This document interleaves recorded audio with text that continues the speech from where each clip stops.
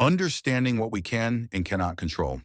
Have you ever felt anxious about something that hasn't even happened yet? Perhaps you worried about a job interview days before it took place, imagining every possible outcome. Or maybe you lost sleep replaying an argument, wishing you could change the other person's mind. We've all been there, tangled in stress over things we cannot control. Today, let's talk about untangling that stress. In this speech, we'll explore a simple but profound idea from Stoic philosophy: learning to distinguish between what is within our control and what is not. By understanding this, we can reduce anxiety, improve our focus, and live more empowered lives. Imagine standing at the shore of the ocean, watching the waves roll in. You can't stop the waves. They will come no matter what. But you can choose how to meet them. Will you brace yourself in fear, or will you learn to surf? In life, challenges and events are like those waves. We don't control their coming, but we do control how we respond. The Stoic philosophers such as Epictetus and Marcus Aurelius taught this lesson over 2,000 years ago, yet it remains as relevant as ever. Through a calm and practical approach, I'll share how embracing this Stoic wisdom, focusing on what we can control and letting go of what we cannot, can bring more peace and power into your daily life. The Stoic dichotomy of control. The ancient Stoics coined a term for this idea: the dichotomy of control, meaning the two categories of everything in life, what we have control over and what we don't. The Stoic teacher Epictetus put it plainly: some things are in our control and others not. What did he mean? According to Epictetus, things in our control are our own opinions, intentions, desires, and actions, essentially our own attitudes and behaviors. These are the things we can directly change or decide. On the other hand, things not in our control include our body, for example, our health or appearance to some extent, our property and reputation, the actions of other people, and random events that happen to us. In short, we control how we think and how we act, but we do not control the outcomes or what other people do. To make this clear, let's break it down with a few examples. Within our control, our choices and responses. For instance, how diligently you prepare for that job interview, the effort you put into a project, the attitude you bring to a difficult conversation, and the values you decide to live by. These are up to you, beyond our control. Outside factors like other people's opinions or actions, the weather, the traffic, or the exact questions the interviewer will ask. Also, the past is outside our control. We cannot change events that have already happened, only our interpretation of them now. The Stoics urge us to focus on the first list and release our grip on the second. The Emperor Marcus Aurelius, one of Stoicism's most famous proponents, captured this idea in his personal writings. You have power over your mind, not outside events. Realize this, and you will find strength, Marcus wrote.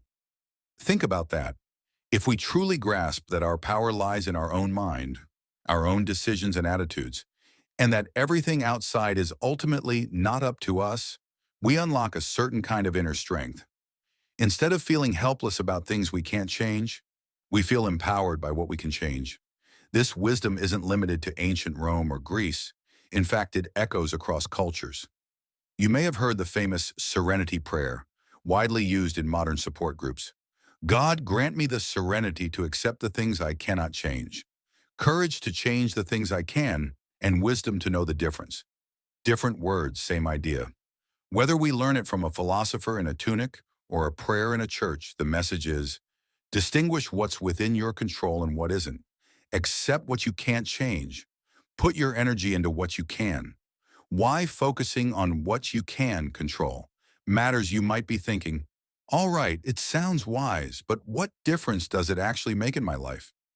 The difference can be life-changing. When we focus on what we can control and let go of the rest, we experience less anxiety and more clarity. When we do the opposite, worry about everything outside our control, we're inviting frustration and distress. Epictetus warned that if we fail to understand this distinction, you will lament, you will be disturbed, and you will find fault both with gods and men. In other words, we'll end up miserable, blaming everyone and everything. We've all felt that kind of helpless frustration. The Stoics offer a way out, a path to peace of mind and effective action.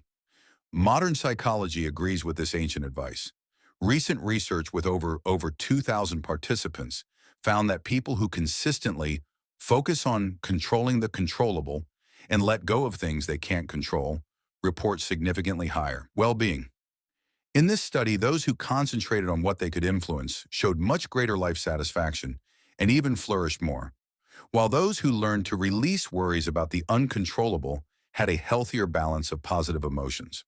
In plain terms, when you spend your energy on the things you can do and stop stressing about the rest, you tend to feel happier and more accomplished.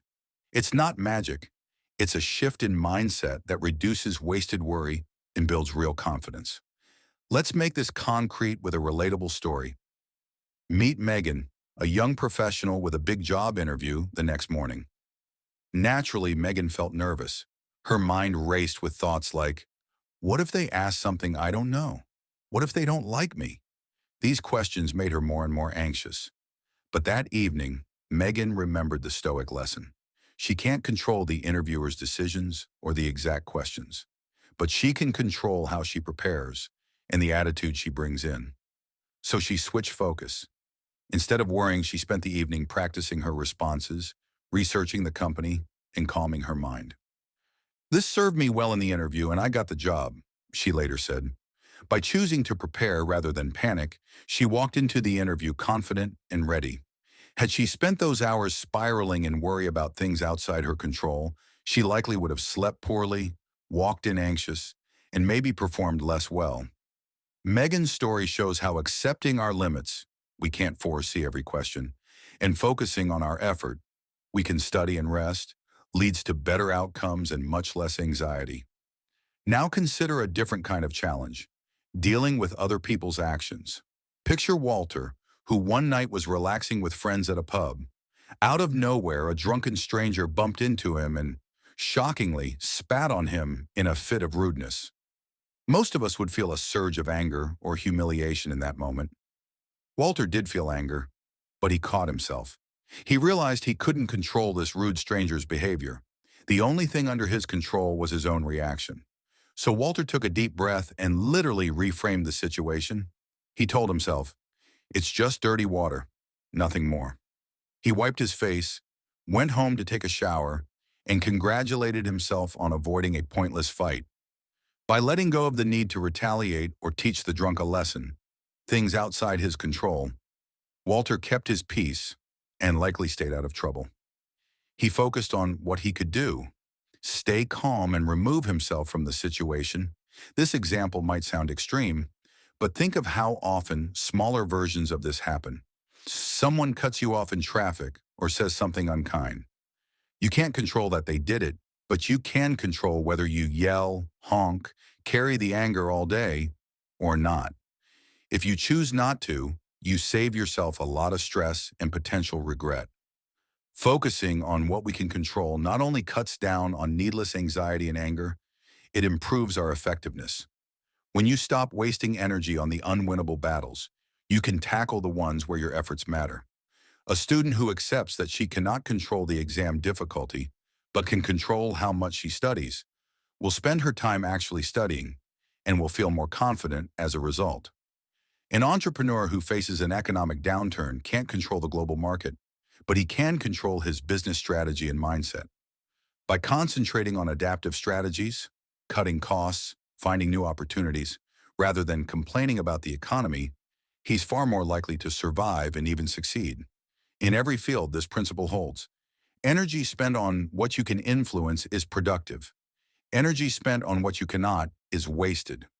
Perhaps the most uplifting effect of practicing this Stoic principle is a sense of empowerment. Life will always throw challenges at us, some very painful or unfair. The dichotomy of control does not mean we become passive or indifferent. On the contrary, it teaches us to act where we have power. Even in the most difficult circumstances, we can find freedom in our attitude and choices. A real-life example of this is a young man named Jay, who found himself in prison for mistakes he deeply regretted. Jay heard about Stoic philosophy while incarcerated. At first, he could have despaired. After all, he couldn't change his past or the fact that he was behind bars. But Stoicism taught him that even in a cell, one thing remained fully his ability to choose his attitude and his next steps. Jay decided he would not let his past define his future. He couldn't control the years he had to serve, but he could control how he spent them. He began to educate himself and eventually started mentoring other young offenders, helping them avoid the mistakes he had made.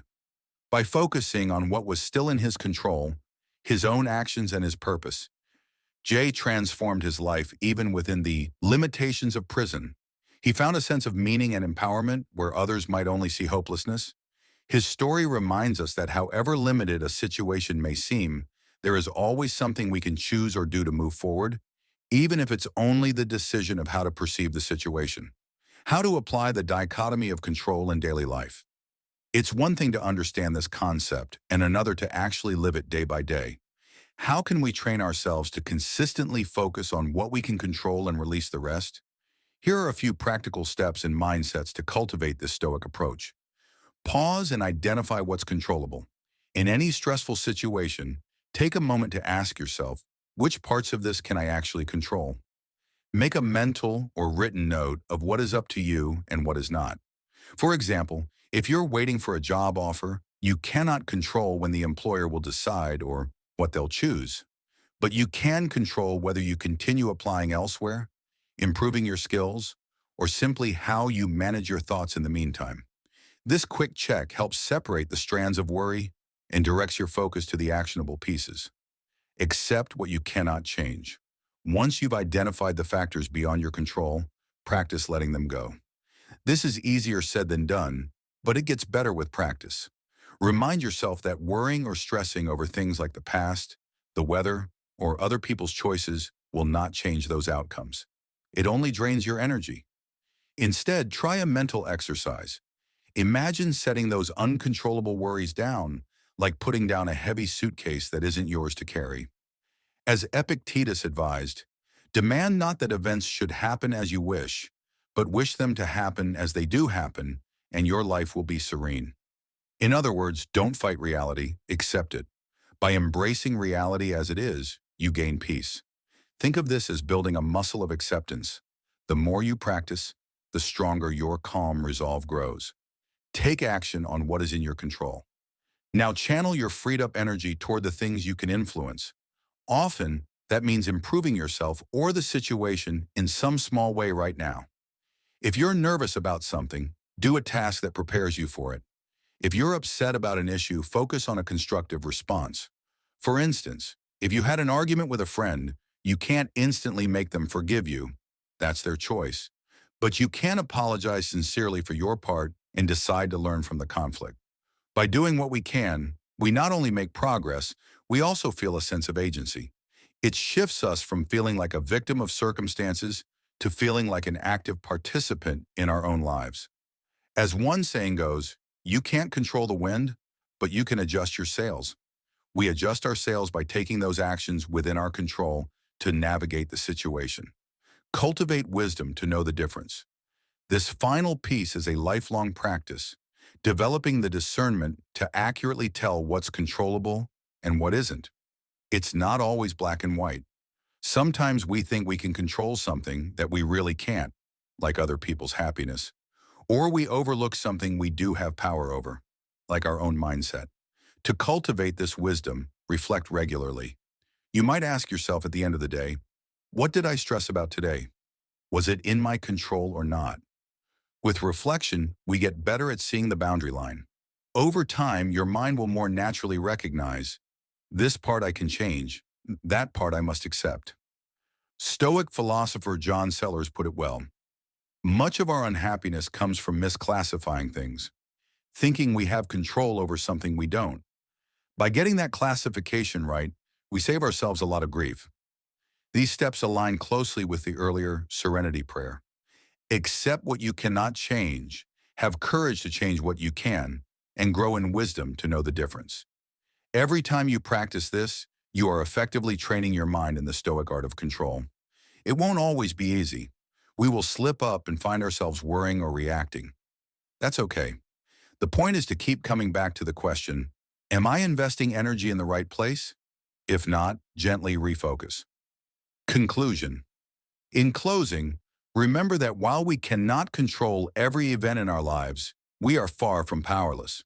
We each have a sphere of influence, however small or large, where our choices truly make a difference.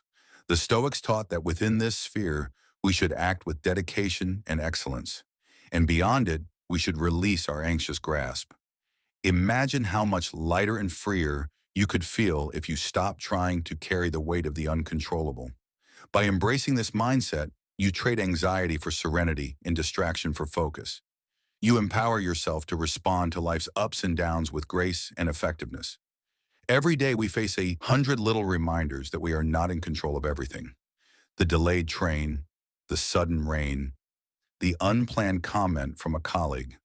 But each of these is also an opportunity to practice peace. As an ancient Stoic adage goes, to make the best of what is in our power and take the rest as it occurs.